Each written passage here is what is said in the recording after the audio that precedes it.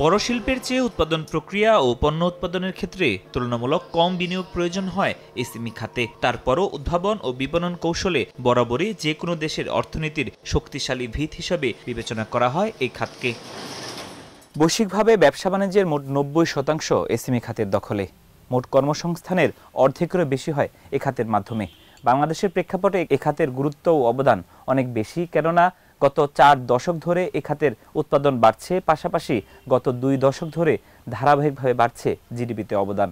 কেন্দ্রীয় ব্যাংকের গবেষণা প্রতিবেদন বলছে ১৯৭৮ থেকে ২০২০ ৪২ বছরের ব্যবধানে এ খাতের উৎপাদন বেড়েছে প্রায় ৯ গুণ। এসএমই ফাউন্ডেশন বলছে জিডিপিতে কুটির, মাইক্রো, ক্ষুদ্র ও মাঝারি খাতের অবদান ৩২%। অর্থনীতিতে এমন অবদান রাখার পরও মন্দার কবলে পড়েছেন এ খাতের উদ্যোক্তারা। তারা বলছেন ব্যাংক ঋণের জটিলতার সঙ্গে কয়েক মাস ধরে বেড়েছে গ্যাস বিদ্যুতের সংকট, যা নিত্য নতুন চ্যালেঞ্জের মুখে ফেলেছে তাদের।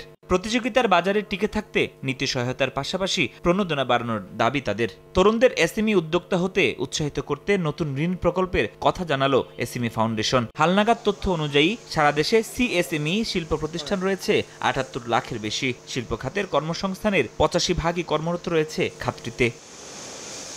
ফরহাদুর রহমান, সময় সংবাদ, ঢাকা।